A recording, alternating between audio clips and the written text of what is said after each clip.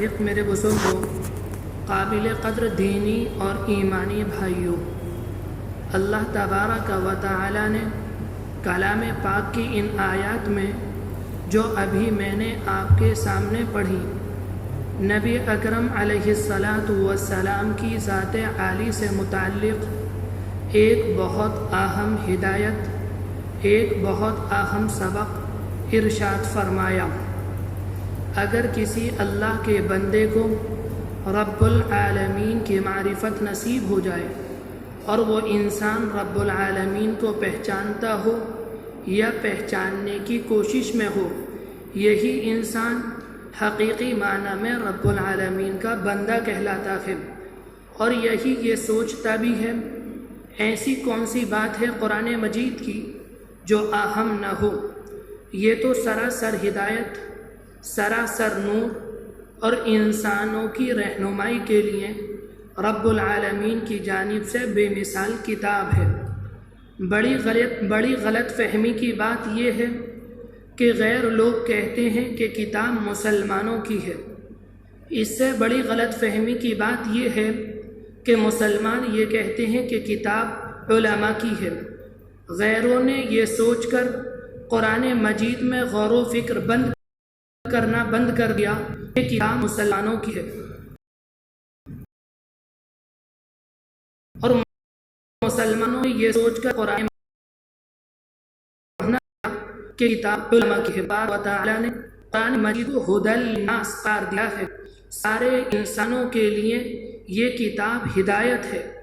دنیا کے اندر جتنی بھی سچائیاں رب العالمین کی جانب سے آئیں کتابوں کی شکل میں، انبیاء علیہم السلام جو پیغام لے کر آئے، قرآن مجید ان سب کو اپنے اندر لیے ہوئے ہے، سمیٹے ہوئے ہے۔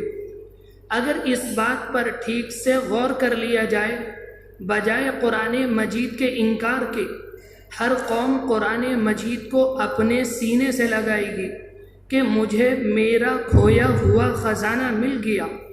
پرانے زمانے میں ہمارے نبی کے اوپر جو کتاب آئی تھی اس کا سارا خلاصہ تو قرآن مجید کے اندر موجود ہے۔ اسی لیے ایک موقع پر رب العالمین ارشاد فرماتا ہے وَمُصَدِّقًا لِمَا مَعَكُمْ، جو کتاب پہلے سے تمہارے پاس موجود ہے، توریت ہے، انجیل ہے، زبور ہے۔ قرآن مجید ان کا انکار نہیں کرتا بلکہ ان کی تصدیق کرتا ہے، اور قرآن مجید یہ بتاتا ہے کہ تم نے کتنا گھٹایا اور کتنا بڑھایا، تم نے کتنی تحریف کی، تم نے کتنا رد و بدل کیا۔ قرآن مجید اللہ کے اصلی پیغام کو انسانوں کے درمیان تازہ کرتا ہے۔ یہ تو قرآن مجید کا احسان ہوا۔ اسی طرح سے ایک موقع پر قرآن مجید کے اندر فرمایا گیا وَمُحَيْمِنًا، قرآن مجید تو نگراں ہے۔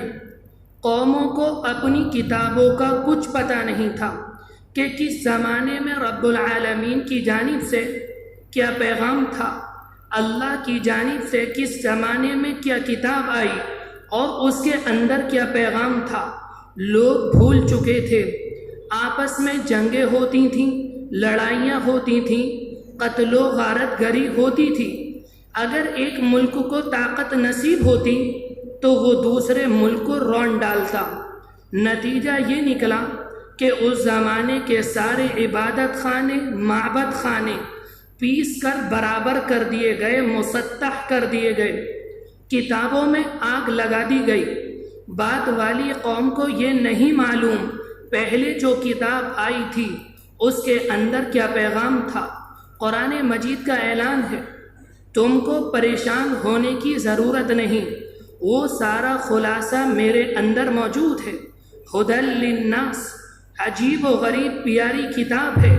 شرط یہ ہے کہ کوئی انسان عنابت کے ساتھ، عاجزی کے ساتھ اپنے آپ کو چھوٹا جان کر، محتاج جان کر میں اس کتاب کی ہدایت کا، سبق کا محتاج ہوں، رب العالمین اس کے سینے کو کتاب کے نور سے محروم نہیں کرتا۔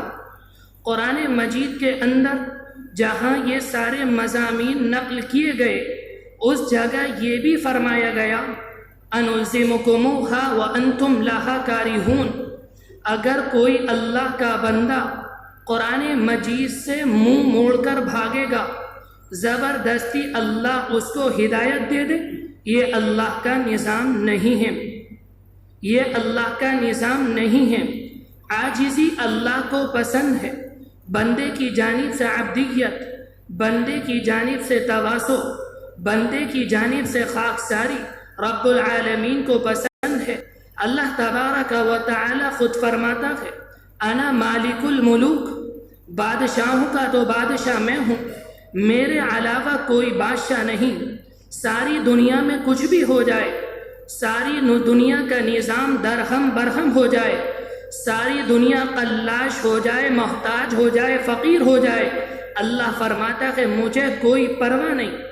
सारी दुनिया अच्छे अमल करके जन्नत में चले जाए तो वो फरमाता है कि मेरे ख़जानों में, मेरी नेमतों में मक्खी के पर की बराबर कमी आने वाली नहीं।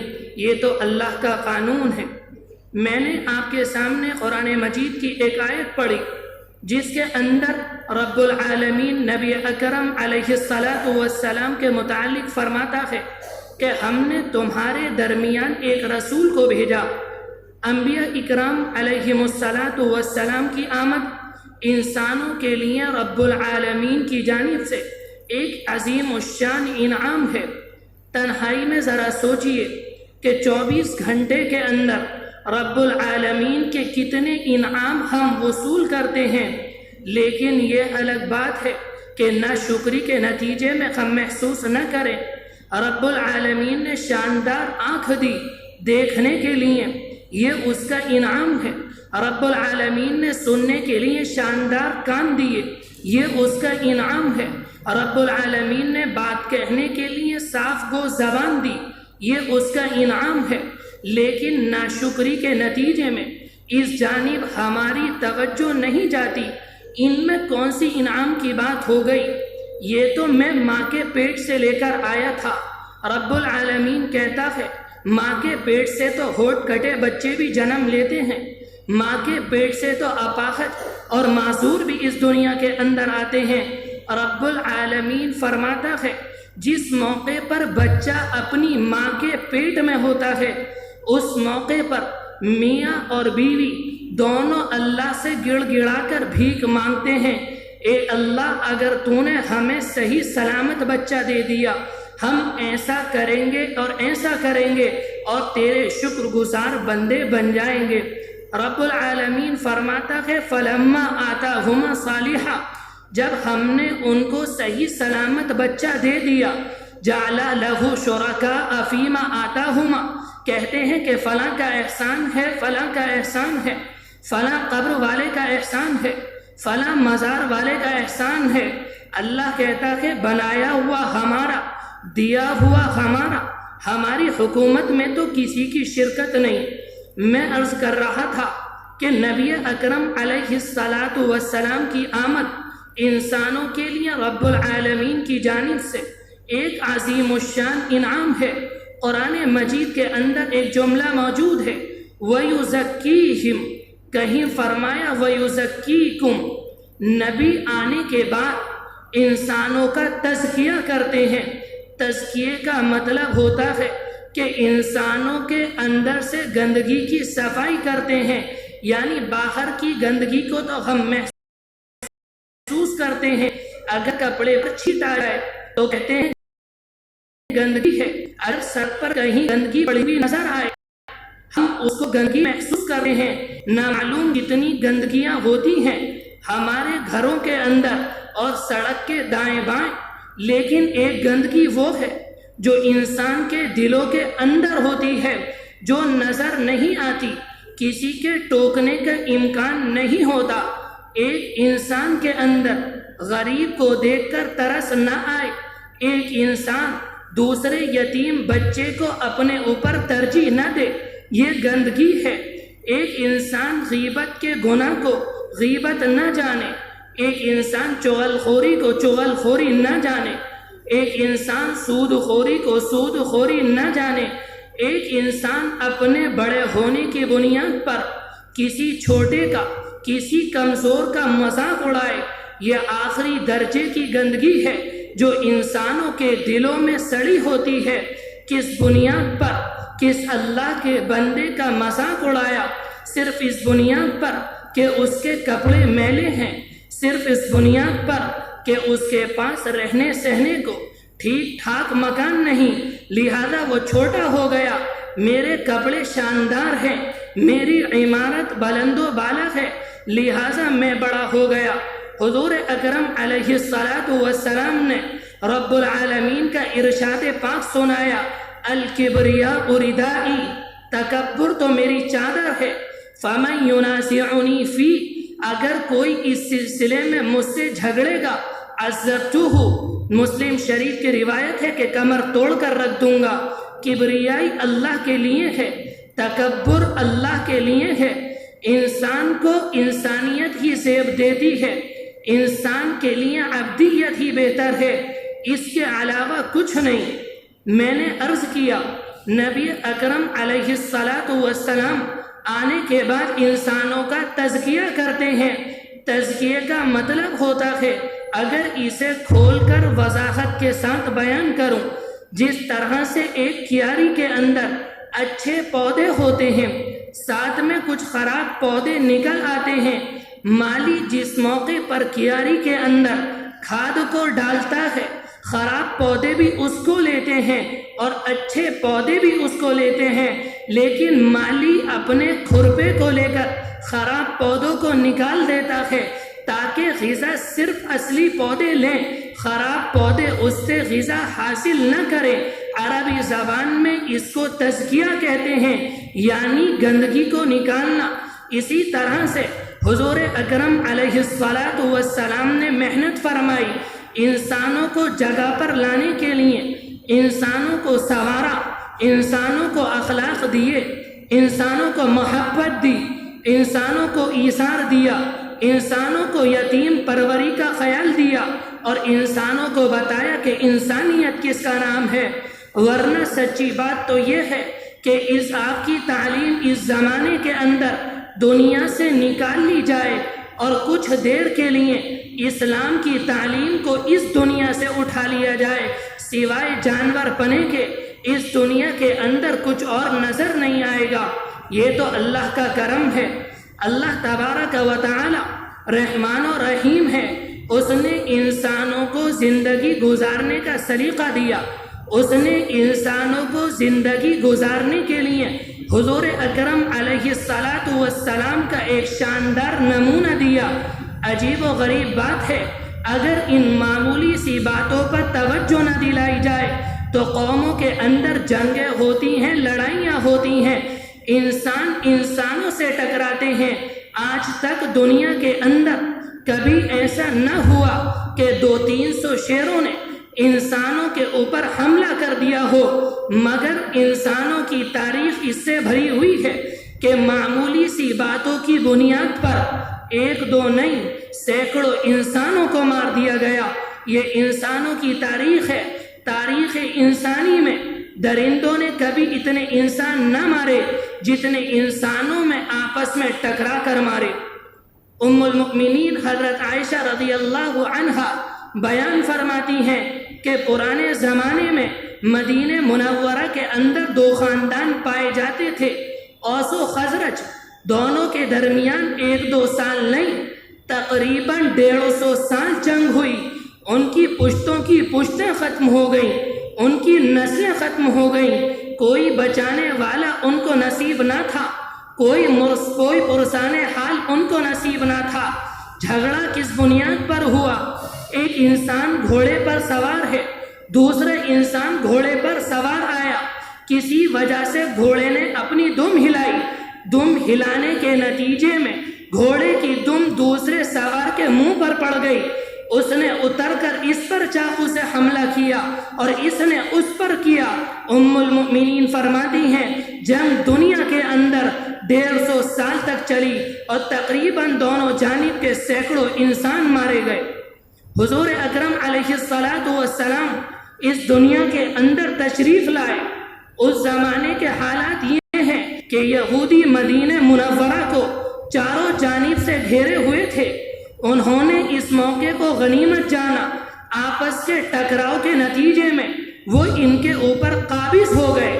انہوں نے ان کی غربت سے فائدہ اٹھایا اور ان کے بچوں کو اپنے پاس گروی رکھا، ان کی عورتوں کو بلایا، ان کا استحصال کیا، ان کی عزتیں لوٹیں۔ یہ انسانوں کی تاریخ ہے۔ آپس میں ٹکراؤ کے نتیجے میں قرآن مجید کا جملہ ہے وَأَلَّفَ بَيْنَ قُلُوبِهِمْ، رب العالمین نے احسان فرمایا اور حضور اکرم علیہ السلام کو مدینہ منورہ بھیجا۔ آپ نے آنے کے بعد دونوں قبائل سے ملاقات کی، ٹوٹے ہوئے دلوں کو توڑا، دلوں کے اوپر مرہم کو لگایا، اپنے اخلاق کے ذریعے انسانوں کے دلوں کو جیتا، اپنے اخلاق کے ذریعے انسانوں کے دلوں کو جیتا، ٹوٹے ہوئے دلوں پر مرہم لگایا، اس اختلاف کے بیج کو، ان گندے جراثیم کو ان کے اندر سے نکال کر پھینکا۔ اس کے بعد رب العالمین قرآن مجید کے اندر فرماتا ہے لو انفقت ما فی الارض جمیعا ما علفت بین قلوبہم، اے نبی اگر دنیا کے سارے خزانے آپ ان کے دل جوڑنے کے لیے خرچ کر دیتے، ان کے دل نہ جوڑتے، ولیکن اللہ الف بینہم، اللہ نے ان کے دلوں کو جوڑا ہے۔ 2 منٹ میں دل ٹوٹ جایا کرتے ہیں آپس میں جملوں کے بولنے کی بنیاد پر۔ ذرا قرآن مجید کو اٹھا کر دیکھ لیجئے کہ قرآن مجید نے ہماری اور آپ کی رہنمائی کی کہ بد نگاہی سے بچنے کا یہ طریقہ، حرام کاری سے بچنے کا یہ طریقہ، سود خوری سے بچنے کا یہ طریقہ، ہر برائی سے بچنے کا طریقہ قرآن مجید کے اندر موجود ہے۔ مگر قرآن مجید کی سب سے بڑی آیت اگر آپ اٹھا کر دیکھیں گے وہ کون سی آیت ہے جس کے اندر انسانوں کے لیے قرضوں کے معاملے کو بیان کیا گیا؟ یا ایھا الذین آمنوا اذا تداینتم بدین الی اجل مسمى فاکتبوا، اے ایمان والو آپس کے اندر اگر کبھی قرضوں کا معاملہ ہو جائے اس کو لکھ لیا کرو۔ حالانکہ دیکھنے میں یہ اتنا خطرناک معلوم نہیں ہوتا، ہمیں اور آپ کو سود کا معاملہ زیادہ خطرناک معلوم ہوتا ہے، قتل و غارت طریقہ زیادہ خطرناک معلوم ہوتا ہے، بد نگاہی کا زیادہ خطرناک معلوم ہوتا ہے۔ اللہ ہے، وہ جانتا ہے قوموں کا بیڑا کیسے غرق ہوگا، کس بنیاد پر ہتھیار نکلیں گے، کس بنیاد پر جنگیں ہوں گی، کس بنیاد کے اندر گھروں کے اندر آگ لگائی جائے گی، کس بنیاد پر لوگوں میں انتشار ہوگا۔ قرآن مجید نے کا جملہ ہے، قرآن مجید کی سب سے لمبی آیت مداینہ، جس کے اندر قرضوں کے لینے اور دینے، قرضوں کو لکھنے اور گواہ بنانے، اگر کوئی کسی موقع پر گواہی سے انکار کر جائے اس موقع پر کیا کرنا چاہیے، قرآن مجید میں رب العالمین نے ان تمام مسائل کو بیان کیا۔ اسی طرح سے ایک آیت ہے قرآن مجید کی 26ویں پارے کے اندر، سورہ حجرات کے اندر باقاعدہ ہمارے آپس کے معاشرے کو بیان کیا، یا ایھا الذین آمنوا لا یسخر قوم من قوم عسى ان یکونوا خیرا منہم ولا نساء من نساء عسى ان یکن خیرا منہن، کوئی انسان کسی کا مذاق نہ اڑائے، عورتوں کی کوئی جماعت، کوئی فرد کسی عورت کا مذاق نہ اڑائے، ہو سکتا ہے کہ وہ ان سے بہتر ہو۔ آگے فرمایا وَلَا تَلْمِزُوا أَنفُسَكُمْ وَلَا تَنَابَزُوا بِالْأَلْقَابِ، خبردار کسی پر طعن و تشنیع نہ کرنا، کسی پر غلط جملے نہ کسنا، کسی کو برے القاب سے نہ پکارنا۔ ایسا لگتا ہے کہ ہمارے معاشرے میں یہ جملہ بالکل جواب اختیار کر گیا۔ کسی نابینے کو اندھا کہنا کوئی مسئلہ نہیں، کسی معذور کو لنگڑا کہنا کوئی مسئلہ نہیں، کسی کپڑے کو، کسی معذور کو اپاہج کہنا کوئی مسئلہ نہیں۔ یہ سارے کے سارے مسائل ایسے ہیں جو قرآن مجید کا صریح انکار اور قرآن مجید کی تعلیم کی نعوذ باللہ توہین ہے۔ قرآن مجید میں رب العالمین بیان فرماتا ہے فَلَا تُزَكُّوا أَنفُسَكُمْ، اپنے آپ کی پاکی کا دعویٰ مت کرو کہ ہم ایسے اور ہم ایسے، هُوَ أَعْلَمُ بِمَنِ اتَّقَى، وہ خوب واقف ہے کہ تم میں متقی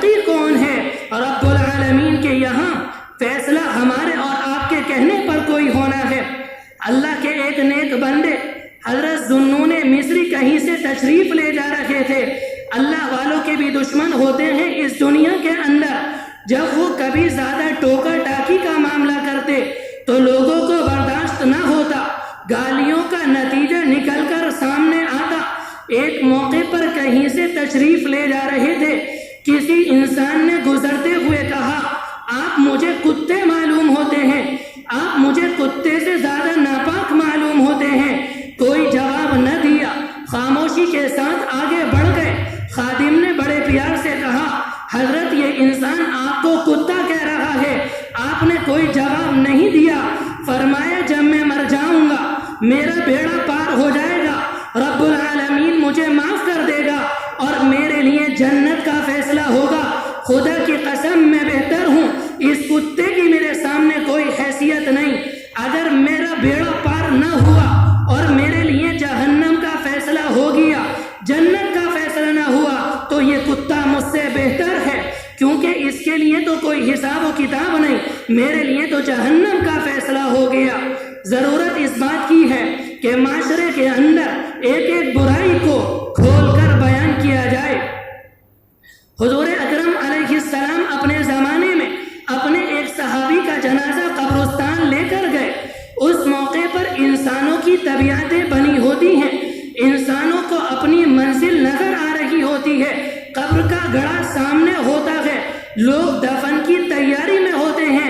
اس موقع پر آپ نے ایک لمبا چوڑا وعظ فرمایا کہ انسان کیسے مرتا ہے، فرشتے کیسے آتے ہیں، کس طرح سے روح کو نکالتے ہیں، ایمان والے کی روح کیسے نکلتی ہے اور کافر کی روح کیسے نکلتی ہے، اور جب میت کو دفن کر دیا جاتا ہے اس کے بعد فرشتے قبر کے اندر آتے ہیں اور میت کو بٹھاتے ہیں۔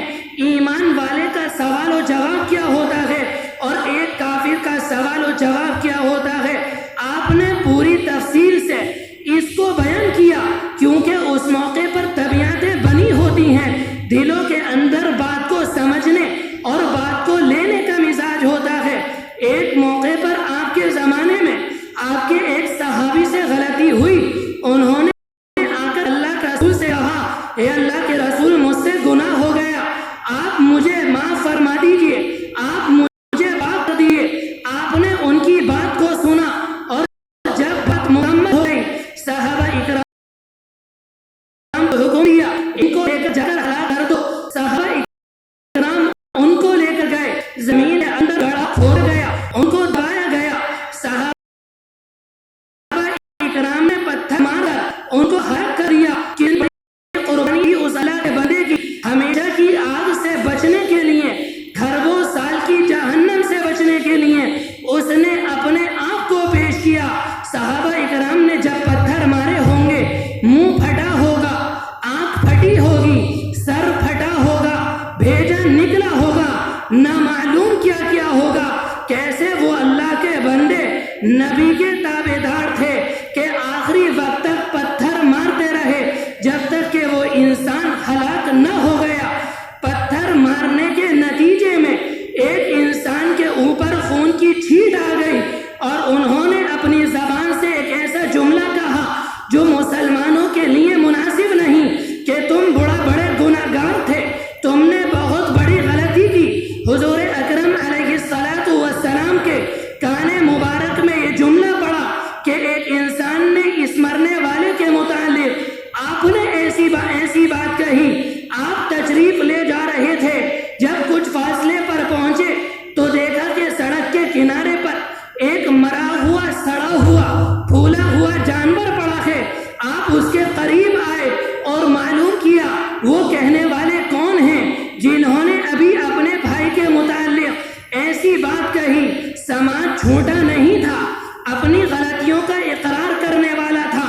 آ کر بڑے ادب و احترام سے عرض کیا، اللہ کے رسول، میری زبان سے یہ جملہ نکلا ہے۔ آپ نے کہا آؤ، اور آنے کے بعد کہا یہ جو جانور پڑا ہے، مرا ہوا، سڑا ہوا، اس میں سے کھاؤ۔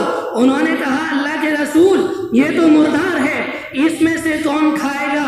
اس موقع پر آپ نے کہا، جس طرح سے تم نے اپنے بھائی کی غیبت کی ہے، اگر تم اس مردار کے گوشت نہیں کھاتے تو تم نے اپنے مردار بھائی کے گوشت کو کھایا ہے۔ وہاں جہاں اللہ کے رسول ایک انسان کے غلطی کے نتیجے میں کسی اپنے صحابی کو زبان کھولنے کی اجازت نہیں دے رہے، ہمیں اور آپ کو کیا حق بنتا ہے کہ ہم اپنی زبان سے کسی کے متعلق کوئی جملہ کہیں کہ وہ ایسا ہے اور ایسا ہے، اپنے آپ کو بڑا دکھانے کے لیے اور دوسرے کو چھوٹا دکھانے کے لیے۔ میرے بزرگوں، قرآن مجید کی آیت ہے ان السمع والبصر والفؤاد کل اولئک کان عنہ مسئولا۔ آج جو ہم زبان سے نکال رہے ہیں، کل کو اللہ معلوم کرے گا کس بنیاد پر یہ جملہ تم نے اپنی زبان سے نکالا تھا۔ آج جو بدنگاہی کر رہے ہیں، کل کو اللہ معلوم کرے گا تم نے کس بنیاد پر اس کو دیکھا تھا۔ آج جو غیبتیں سن رہے ہیں، کل کو اللہ معلوم کرے گا کس بنیاد پر تم نے یہ جملے سنے تھے۔ ہماری ساری کہانی ہمارے سامنے ہوگی، اگر ہم جھٹلانا چاہیں گے جھٹلا نہ سکیں گے۔ دو باتوں کی درخواست ہے کہ ہم میں سے ہر ایک اپنی زبان پر لگام لگائے، غلط باتوں سے، غلط محفلوں سے اجتناب کرے۔ حضور اکرم علیہ السلام نے فرمایا تھا کہ قیامت سے پہلے ایسا زمانہ آئے گا کہ انسان ماریں گی بھی اور مریں گے بھی، مارنے والے کو نہیں معلوم ہوگا میں نے اس کو کیوں مارا، اور مرنے والے کو نہیں معلوم ہوگا لوگوں نے مجھے کیوں مارا۔ اللہ تبارک و تعالی ایسے اندھے فتنوں سے ہماری عافیت فرمائے، ہمیں زندگی میں چین، سکون اور عافیت بھری زندگی نصیب فرمائے۔ وآخر دعوانا الحمدللہ۔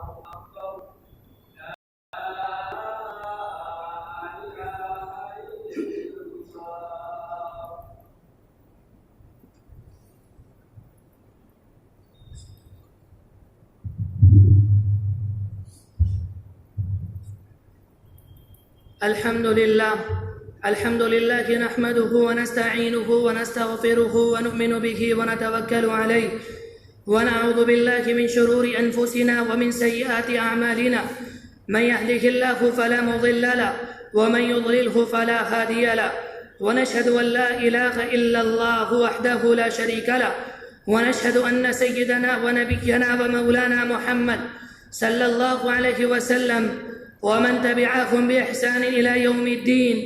أيها الإخوة في الله، إن الله تبارك وتعالى قال في القرآن المجيد بعد أعوذ بالله من الشيطان الرجيم: يا أيها الذين آمنوا اتقوا الله حق تقاته ولا تموتن إلا وأنتم مسلمون، واعتصموا بحبل الله جميعا ولا تفرقوا، واذكروا نعمة الله عليكم إذ كنتم أعداء فألف بين قلوبكم فأصبحتم بنعمته إخوانا، وكنتم على شفا حفرة من النار فأنقذكم منها كذلك يبين الله لكم آياته لعلكم تهتدون. فيا أيها الناس كونوا متعصمين بحبل الله وكونوا متمسكين بشريعة الله وكونوا متعابرين في البر والتقوى ولا تكونوا متباغزين متحاسدين متقاطعين متدابرين وكونوا عباد الله إخوانا. المسلم أخو المسلم والله في عون العبد ما كان العبد في عون أخيه أو كما قال عليه الصلاة والسلام. أستغفر الله لي ولكم ولسائر المسلمين واستغفروه من كل ذنب إنه هو الغفور الرحيم.